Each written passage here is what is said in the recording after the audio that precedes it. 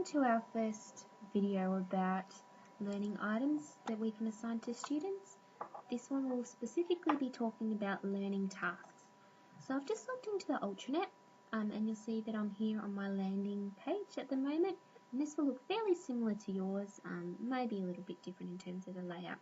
But if we move our mouse down to the bottom, what you should see is a little blue man with a pencil, and that gets us into learning tasks.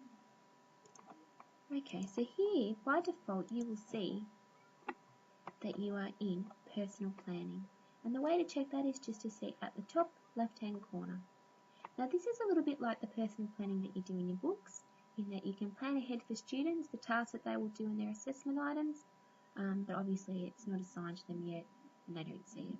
So anything that you're doing here, students won't be able to see.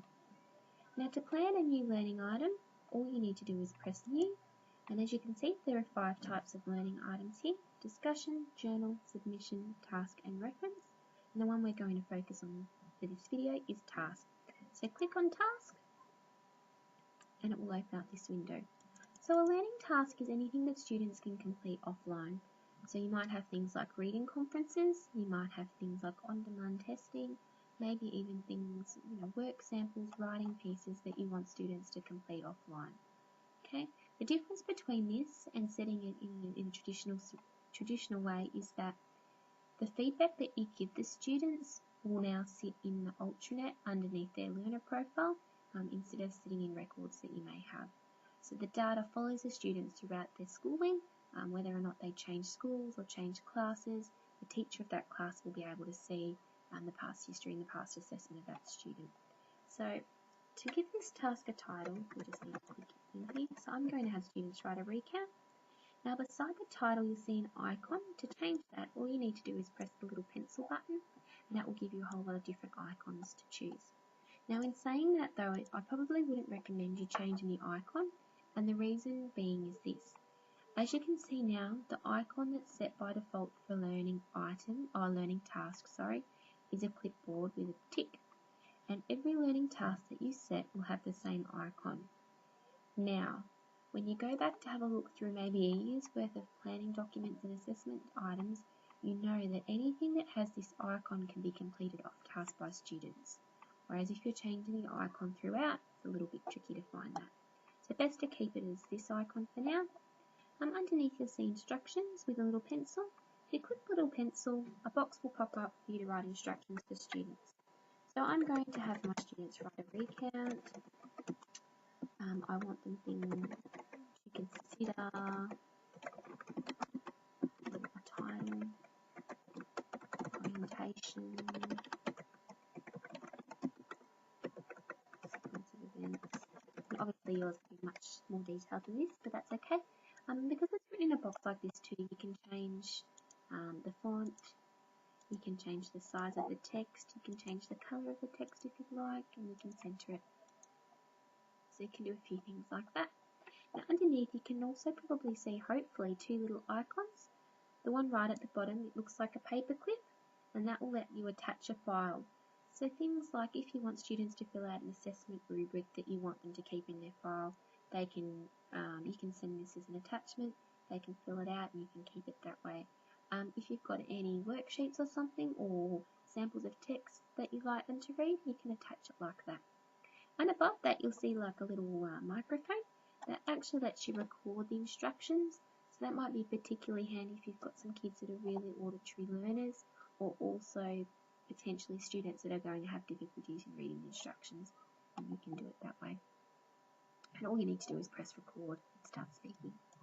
Now after you've written the instructions for students, all you need to do is press apply and then OK. And now you can see the side instructions, you can see what the students are going to see. Now underneath general, you'll see feedback icon, and that allows you to determine the type of feedback that you leave for students, but also to assign some progression points that this learning item or learning task at the moment will cover. So firstly, enable assessment allows you to give them a mark out of 100, not out of 100, out of whatever you'd like to really. So that if that's the type of feedback you'd like to leave students, you can do that. Demonstration, have they completed or have they shown that they can understand the success indicators, learning intentions? observations that you notice throughout the learning task, and an overall comment. So you can choose one of those. You can choose more than one of those, but obviously you probably don't want to leave 4 for every learning item that you give. Now underneath that we have an assigned curriculum standard. If you press the plus, the green plus beside it, will actually bring up options to choose any of the VELs or VCE or VET or VCAL progression points. So I'm going to go into English, and then I'm going to click in writing. And what you can see at the side is all the progression points showing up for that for writing. I'm going to click on 1.2 because I think that's probably where I'm aiming my assessment piece for. I'm going to click apply and then OK. And what you'll notice underneath assigned curriculum standard now is all of the points from that progression point. Okay. Now obviously for one sample of writing or one task, you're probably not going to want to assess all 5 components of that progression point. So all you need to do to remove some is to choose the little pencil button there, and that will bring up a box that allows you to remove some. It will also allow you to add your own, and it will also allow you to edit the ones that are there. So you may like to put things in Students Peak. Now once I've chosen the progression point that I'm going to focus on, I just press OK and it pops up under there. Now obviously beside the pencil you can see a query statement, and that will actually bring all of that progression, all of 1.25 up again, or you can remove the whole progression point and start again. So underneath feedback, I've got the comment selected, and I've got the progression point that I'm going to assign. So this learning task is ready now to assign to students. We just have to press save and then back. And right at the bottom I have 2 because I've made one more recount already, but you can see my learning task here. Now I can go back and edit this at any time while it's sitting in my personal planning, and all I need to do is click on edit, and then that will open up again. I can also click on preview, and that will actually show me what it will look like for students, if that's how I'd like to do that as well. And there we have learning items, but in particular for this one, a learning task.